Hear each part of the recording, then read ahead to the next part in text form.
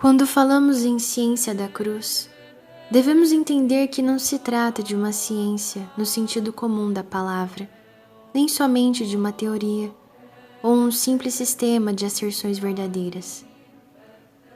Tampouco de um sistema formal fruto do pensamento lógico.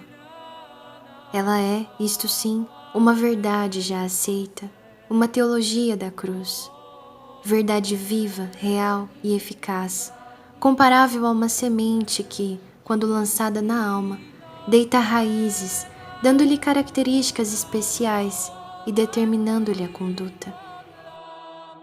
Ela brilha e transparece nas atitudes. É neste sentido que se fala em ciência dos santos e que falamos em ciência da cruz. É das características e energias vitais latentes nas profundezas da alma que nascem a concepção da vida e a perspectiva em que são encarados Deus e o universo, podendo dessa maneira ser caracterizadas e sintetizadas numa teoria. Assim é que a doutrina do nosso pai São João deve ser considerada. O que pretendemos encontrar em seus escritos e em sua vida são os elementos que lhes determinam a peculiaridade e a unidade. Indaguemos, porém, preliminarmente, como se pode estabelecer uma ciência no sentido acima exposto. Existem sinais naturalmente perceptíveis a indicar que a natureza humana, tal qual a conhecemos, encontra-se em estado decaído. Daí a incapacidade de aprendermos intimamente os fatos segundo seu verdadeiro valor e de reagirmos adequadamente a eles. Esta incapacidade pode originar-se de uma deficiência inata da inteligência ou de um embotamento geral que pouco a pouco se tenha formado, ou ainda de uma insensibilidade positiva para determinadas impressões, quando frequentemente repetidas. Coisas muitas vezes ouvidas e bem conhecidas deixam-nos indiferentes. Acresce ainda que assuntos de interesse próprio e preocupações particulares nos tornam insensíveis a outras coisas. Acontece, porém, que essa insensibilidade e inflexibilidade interiores nos incomodam a ponto de nos fazerem sofrer.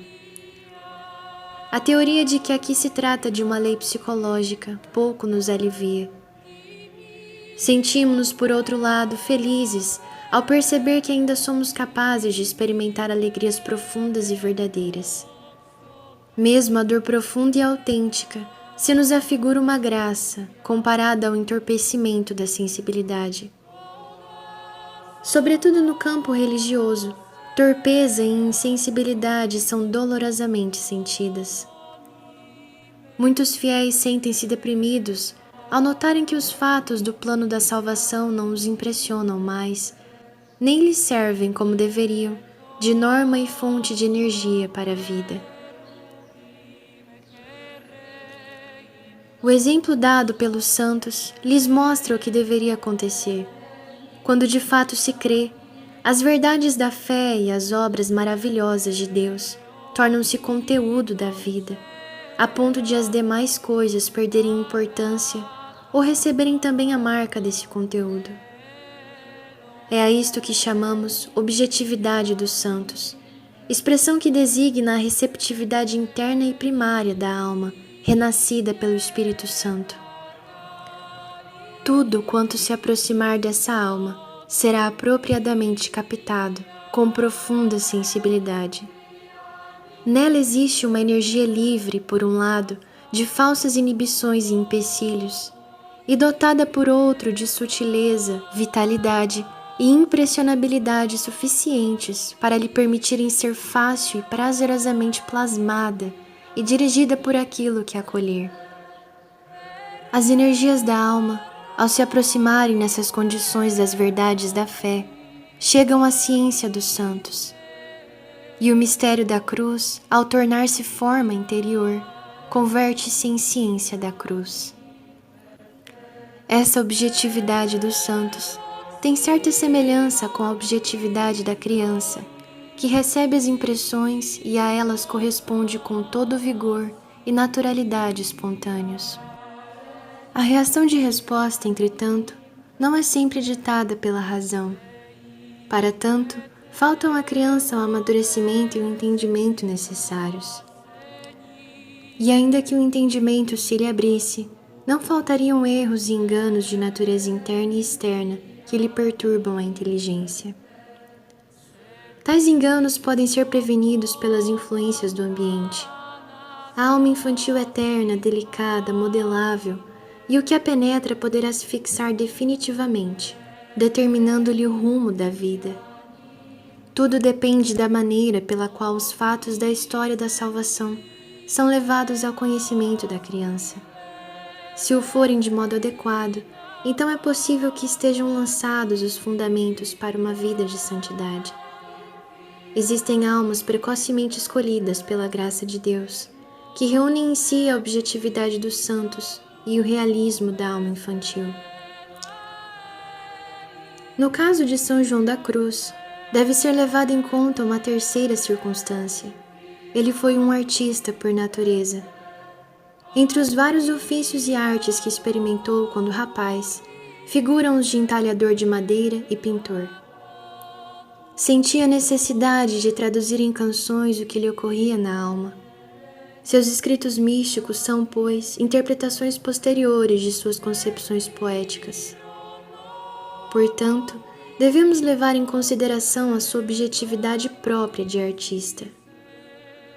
Na impressionabilidade vigorosa e genuína, o artista, a criança e o santo muito se assemelham.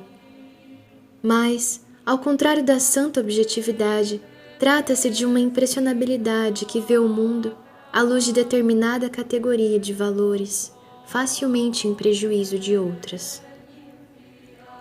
A isso corresponde certo modo de agir. O artista dá forma ao que toca intimamente, transformando-o em imagens interiores, que, por sua vez, o impulsionam a exteriorizá-las concretamente. Essas imagens não se restringem somente ao campo visual ou às artes plásticas. Entende-se por imagem qualquer expressão artística, incluindo a poesia e a música, consistente na representação de alguma coisa, na qual o representado é concretizado e acabado. Em outros termos, a representação de um microcosmo. Toda obra de arte, independentemente da intenção do artista, é, ao mesmo tempo, um símbolo. É indiferente que o artista, em sua expressão, seja naturalista ou simbolista. Há um símbolo quando algo da plenitude do sentido das coisas penetra a mente humana e é captado e apresentado de tal maneira que a plenitude do sentido, inexaurível para o conhecimento humano, seja misteriosamente insinuada. Deste modo, toda a arte verdadeira é uma espécie de revelação e a produção artística um ministério sagrado. Mas em todo pendor artístico há um perigo, que não é apenas o da falta de compreensão do caráter sagrado de sua tarefa. O perigo está em um artista se contentar com a produção artística em si, abstraindo de qualquer outras obrigações provenientes de sua arte. O que foi dito é aplicável à representação da cruz. Dificilmente haverá um artista que não sinta o desejo de reproduzir a imagem de Cristo pregado na cruz ou a carregá-la. O crucificado exige, entretanto, do artista algo mais do que a simples imagem. Requer de cada homem a imitação. Isto quer dizer que o artista deve também transformar-se em Cristo, a ponto de carregar a cruz e de ser como ele, nela pregado. A obra exterior do artista pode se tornar uma barreira para a sua transformação interior, o que não deveria acontecer. Pelo contrário, a obra exterior poderá servir à formação interior do artista, pois a imagem interna irá se aperfeiçoando à medida da perfeição da imagem externa. Se não houver nenhuma influência desfavorável, a configuração externa da imagem tornar-se-á configuração interna, norma de conduta que induzirá a imitação de Cristo. A obra externa, produto do esforço do próprio artista, poderá servir-lhe de estímulo para a transformação interna, à semelhança do representado. Que tenha sido este o caso de São João da Cruz, podemos admitir com toda certeza.